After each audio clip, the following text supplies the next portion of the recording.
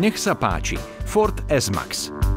Sen mnohých vodičov, najmä mnohých otcov rodín. Popularitu tohto veľkého Fordu dokazujú aj čísla na našom YouTube kanáli.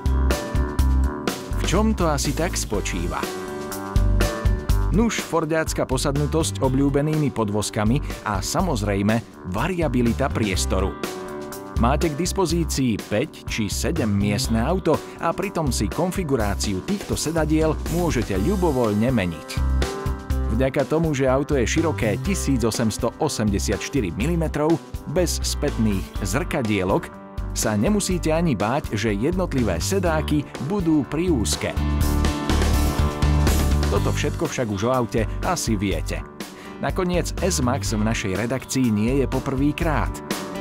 No po dlhom čase dorazil s benzínovým agregátom. A nie hociakým.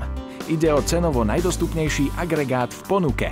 Dokonca jeho objem 1,6 litra z neho robí aj najmenší agregát.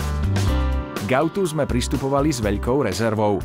Predsa len hovoríme o aute s celkovou hmotnosťou, ktorá presahuje 2,4 tony.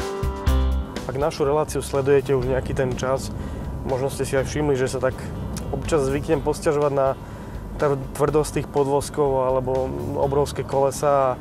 Musím povedať, že toto auto mi v celku uľahodilo v tom, že má obyčajné 16-ky, je to relatívne nízka výbava a dokonca mám pod kapotou 1.6 benzínovú.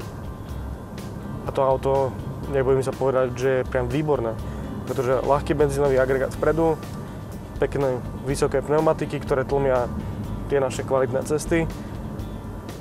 No a ja si myslím, že v podstate mu nemám čo vyčítať. Spotreba je v poriadku, niekde pri veľmi vysokom mestskom jazdení sme sa zatiaľ dostali na nejakých 8 litrov, ale dosť času sme strávili aj pri natáčaní, čiže zastavovať, pohybovať, zastavovať. Jednoducho úžasná simulácia dopravnej zácpy. To však v aute sedel len redaktor a kameraman, teda auto bolo skoro prázdne. Postupne sme pridávali osoby i záťaž do kufra, vybehli sme na diaľnicu a opäť sme skončili v meste. To dobrou správou je, že ten výkon stále stačí. Samozrejme, občas si budete musieť podradiť alebo možno podržať tie otáčky trošku vyššie, ale ten motor stále stačí, aj keď bolo plné, no a tá spotreba sa musí vždy zákonite o niečo zvýšiť. To zvýšenie však bolo o pol litra až liter v extrémnom prípade a to nie je veľká daň za to, aké obrovské a úsporné auto získate. Keď teda nebudete jazdiť na hrane jeho kapacít a výkonov, môžeme z nášho pohľadu povedať, že ide o mimoriadne vydarené auto.